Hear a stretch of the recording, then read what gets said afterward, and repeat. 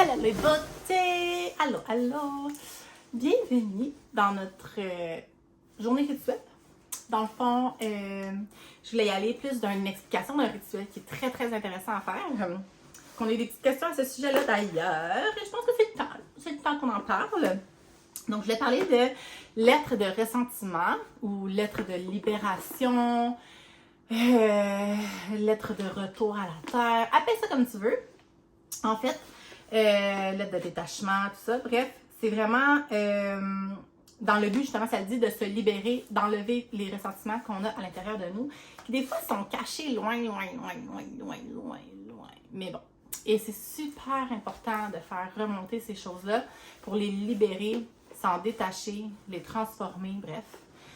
Donc, par l'écriture, ça c'est vraiment bon. Et là, en fait, c'est vraiment différent que de faire du journaling.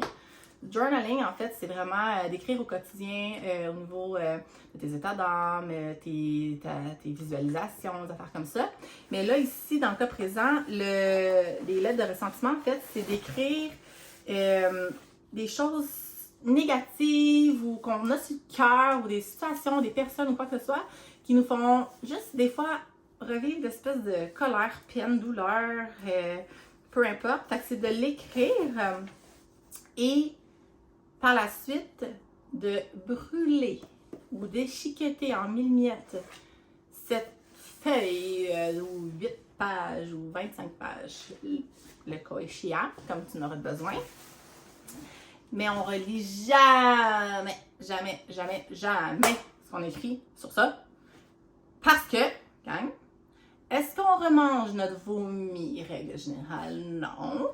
Donc, on vomit sur notre page les caca et les cochonneries qu'on va brûler ou retourner à la terre ou jeter.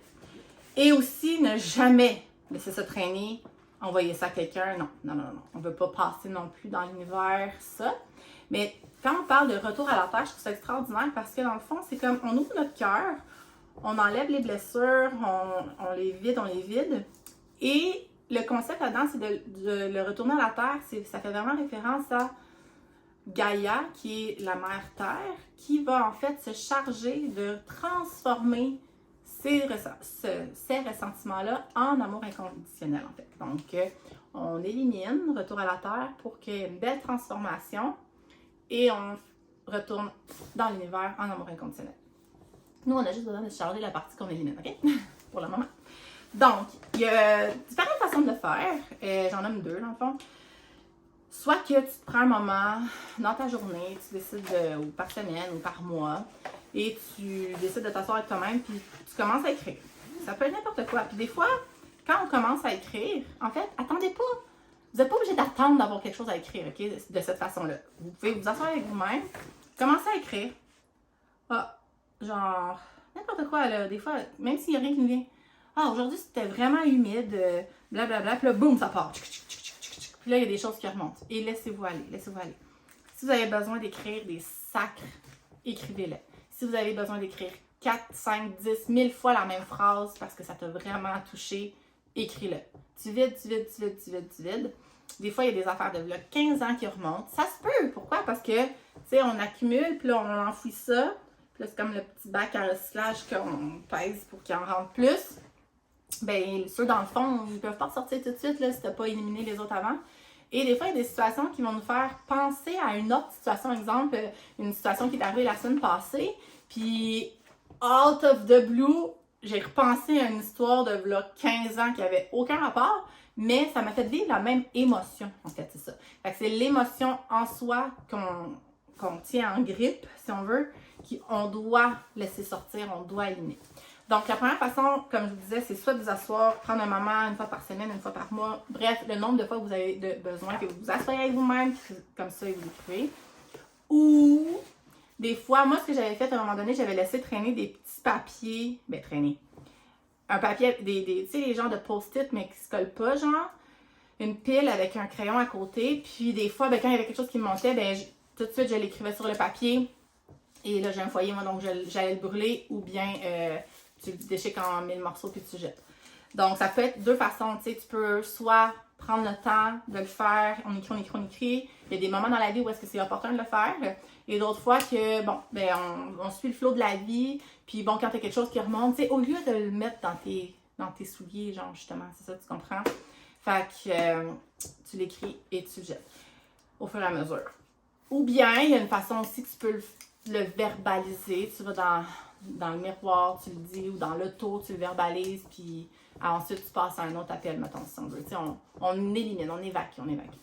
Alors, ça, c'était notre petit rituel de la semaine. Short and sweet comme explication, mais très bénéfique, très bénéfique.